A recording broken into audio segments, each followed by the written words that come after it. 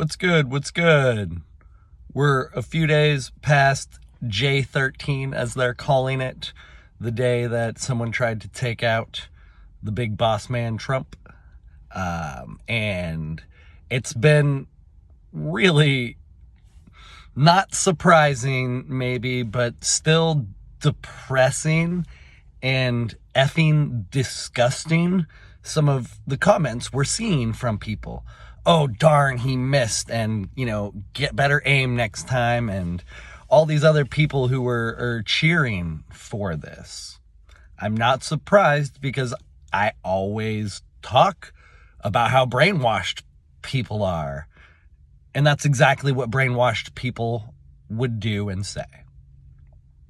And somebody that I wouldn't say I was friends with, but I had a peripheral friendship with. So like a family member of a friend that somehow we ended up on socials years ago, made a post, something along the lines of, it said, right-wing scum tried to kidnap Gretchen Whitmer.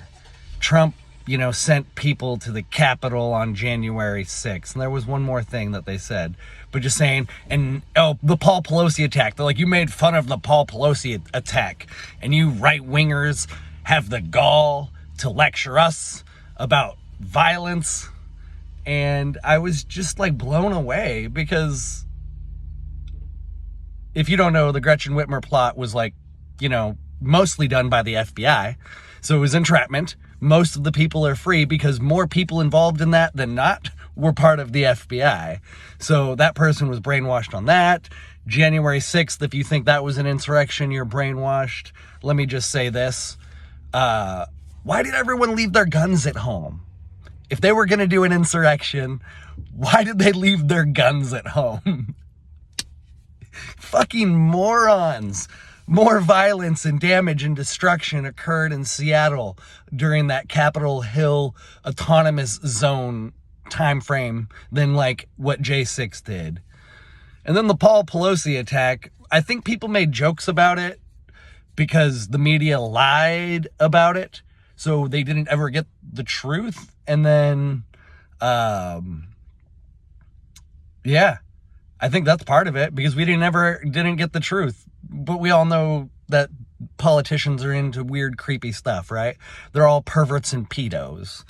Not all of them. Most of them are perverts and pedos. But I ended up having, I sent this person a message. I need to not interact on social media in the mornings, because that's my most susceptible time to be a fucking dick. So I sent this person a message being you're brainwashed, right? Blah, blah, blah. And we had a little back and forth. And ultimately, they had said something that I thought was really interesting. And it just further sort of proves the brainwashing.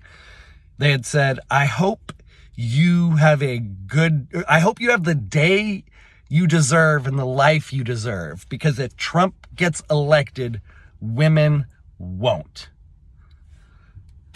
More brainwashing. That is so absurd. And it's not telling, isn't the word, but discouraging that maybe these people with all of these problems going on, the homelessness epidemic, the addiction epidemic, the obesity epidemic, all these things that are really damaging our country, and your biggest concern and priority is women's ability to murder their children. That's your biggest concern. With everything going on in the world, that's your biggest concern. And I say that because their argument, these people say women won't have a life if Trump gets elected, because they think he is anti-abortion. But all that he did was overturn Roe versus Wade, or I don't even think he did it, right? It was the Supreme Court. And he allowed it because that was good law. If you don't know about the, intricacies of this, let me just really briefly tell you. All that it did when he overturned Roe versus Wade was took the federal government out of your life. He said, no, this is not the federal government's jurisdiction. He's going to let states handle it on a state-by-state cases. That's what the plan was. So It was actually a reduction in the amount of government interference in your life at a federal level. Now, some states might be stricter than other states, but I just want to circle back to the point that we're talking about murdering children. So I don't have a lot of sympathy for you. I do care about lessening the power of the government. And if you also care about lessening the power of the government, then we have a common goal. Now, we disagree on abortion, but we do agree the government should not be in our lives. I see an easy path forward to solving this dilemma. We get rid of the government. See, but you leftists will never go for that because you love daddy state. You need daddy state. Excuse me.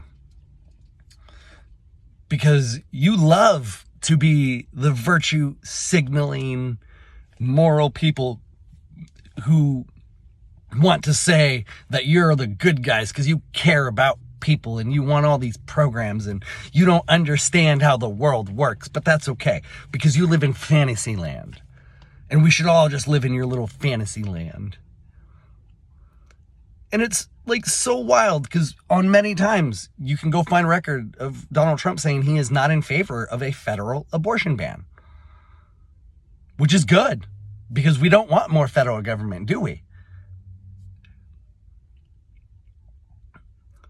And so while you are really, really worried about women's future if Trump gets elected, I would also encourage you to care about the homelessness problem that we're experiencing and the fentanyl crisis that is taking a lot of lives and the suicide problem that our veterans are experiencing.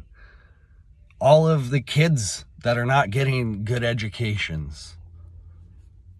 So I'm sorry that you're no longer potentially going to be able to murder babies. But there are, alive people who need help too. So let's maybe focus on, helping people live, helping people thrive. All right, I'm going to end it there. Thank you very much for listening. Much love.